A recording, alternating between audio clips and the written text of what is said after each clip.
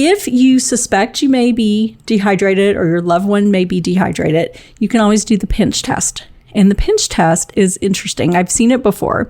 So what you're going to do, you're going to take your hand or your loved one's hand, and you're going to pinch the skin at the back of the hand. And you just hold it for a second, pull it up and hold it, and then you release. If the skin does not return to normal, like almost immediately, it could be a sign of dehydration. And I just did it to myself, and I think I might be a little dehydrated. I'm going to go drink some water. The content available on this podcast and on LoriWilliamsSeniorServices.com has been produced for educational purposes only. The contents of any episodes do not constitute medical, legal, or professional advice, do not reflect the opinions of this company, any of its parent companies or affiliates, and do not create any type of professional relationship between the audience, guest, and the host. No person listening to this podcast should act or refrain from acting on the basis of the content of a podcast without first seeking appropriate professional advice and/or counseling, nor shall the information be used as a substitute for professional advice and/or counseling. Lori Williams Senior Services, LLC expressly denies any and all liability relating to any actions taken or not taken based on any or all contents of this podcast. Welcome to Aging in Style with me, Lori Williams. I'm an optimist by nature, and I believe you can follow your dreams at any age. My grandmother's journey with dementia ignited a passion in me to work with seniors. I've spent the past 13 years learning about seniors and aging. In my mid-50s, I followed my own dream and founded my company, where I use my expertise to help seniors locate housing and resources. On this podcast, we cover all aspects of aging. Join us each week to meet senior living experts and inspirational seniors who are following their dreams. The fact is, we're all aging, so why not do it in style? Hi, welcome to another episode of Aging in Style with Lori Williams. I'm so glad you've tuned in. Today, we have a great topic. We are discussing dehydration and its effect on seniors, especially in Texas where, it's always hot. So this is a big issue for seniors, and it's very dangerous for seniors. So we're going to talk about how it affects a senior's body, like signs to look for of dehydration, why seniors are so affected by this, and we're going to give some tips on staying hydrated and tips for caregivers as well. So first off, I did a little research leading up to this. I just wanted to kind of see what was out there about dehydration, and I found a lot. But I did find a couple of shocking statistics. One was from a UCLA study, and they said 40% of seniors may be chronically underhydrated. And also, adults age 65 and up have the highest hospital admission rates for dehydration. That's scary.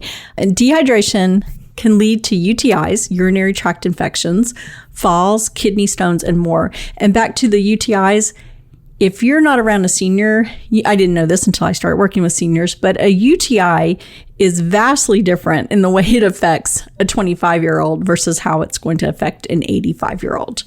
So let's kind of jump in and talk about why we are more susceptible to dehydration as we age. So, of course, our bodies are aging. Duh. So some things are going to happen. One thing is we have a decreased sense of thirst as we get older. So older people just don't feel thirsty like you do when you're younger. Add into that medications. Many seniors are on medications, and those medications can actually lead to dehydration. You also have less efficient kidney function as you age, and let's just add one more thing, mobility issues. So it takes a lot of effort for someone who uses a walker to get around. So say your grandma has a walker, she's in her family room, she's watching TV, and she wants to get up and go get some water.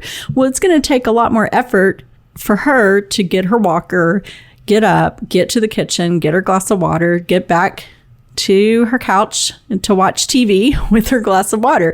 Then, for you would just jump up and run in and get your water. So the mobility issues, they may think, that's a lot of work. I'm not really even that thirsty. Forget it. I can definitely see how that happens. And the other side is concerns about incontinence. So a lot of seniors are worried that they're going to have an accident, so they may limit their fluids to prevent that. So they're not going to the bathroom as often, but then their body is becoming dehydrated. And then the other thing that we have to look at is cognitive impairment. So people with dementia, they, or have all of these things, plus they may actually forget to drink. So lots of factors at play here. So let's talk about the signs of dehydration. So kind of like the mildest, I guess maybe like the first sign you might have is a headache. But you continue to dehydrate your body. And these are some other things that may happen. Muscle cramps, dizziness, and dizziness could lead to those falls. Less frequent urination, dark colored urine. Our urine is supposed to be a pale yellow if we are properly hydrated. Fatigue, dry skin or loss of elasticity. It's a hard word to say. Confusion, rapid breathing and heartbeat, and low blood pressure. And we don't want any of those. If you suspect you may be dehydrated or your loved one may be dehydrated, you can always do the pinch test. And the pinch test is interesting. I've seen it before. So what you're going to do, you're going to take your hand or your loved one's hand, and you're going to pinch the skin at the back of the hand. And you just hold it for a second, pull it up and hold it, and then you release. If the skin does not return to normal, like almost immediately, it could be a sign of dehydration. And I just did it to myself, and I think I might be a little dehydrated. I'm going to go drink some water. So that is a good one to try, is the pinch test. So let's keep hydrated. So what are some great tips to stay hydrated? I have them for you today. So of course, number one, drink up.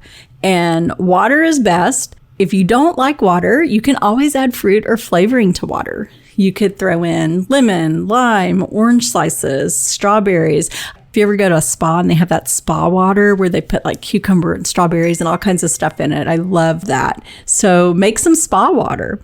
Coffee, tea, and fruit juice all contain water. Maybe like a savory drink or like a soup, like a broth, chicken, beef, or vegetable broth. Consume foods with high water content. Did you know? I bet you didn't, but the water content of a cucumber is 96%. I just learned that. Other good options might include tomatoes, watermelon, bell pepper, grapes, cantaloupe, blueberries, and apples. You could also have a popsicle. Give them a popsicle. Make a popsicle. You can buy, there's like the ones with sugar and stuff at the store, but there's also some more healthier options too for popsicles. Smoothies. When you're making a smoothie, add a bunch of these high water content fruits and vegetables. I personally love smoothies, and I throw everything into them. I mean, even spinach and kale and all kinds of crazy things, and you really don't taste it, or at least I don't. Maybe a milkshake. Maybe your grandpa loves a chocolate milkshake from Sonic. Go get him a milkshake. Just keep that man hydrated. So another great tip is to always keep a glass of water close by. You can maybe purchase a special, like one of those insulated mugs or a cup with a straw. I personally have, it's sort of like a Yeti type mug, and my niece gave it to me. It's my favorite color, which is sort of like a aqua blue, and Minnie Mouse is on it and my name. So it makes me happy. Y'all know I love Disney. So I just look at this cup and I refill it all day long. Bring water with you when you go out for a walk or on an outing. If I'm going to go run errands, and if it's, 98, 100 degrees here in Texas, I always grab a bottle of water to take with me.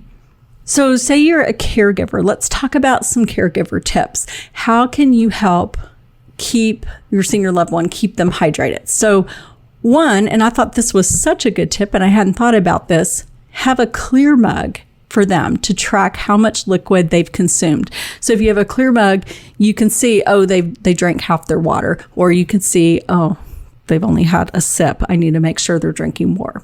Temperature preference is also huge. Not all seniors like cold water. I don't like ice in my water, so I don't know, that might be kind of weird, but some people just like it room temperature and no ice. So you need to know what their preference is, because if they don't like ice cold water, that may be why they're not drinking it.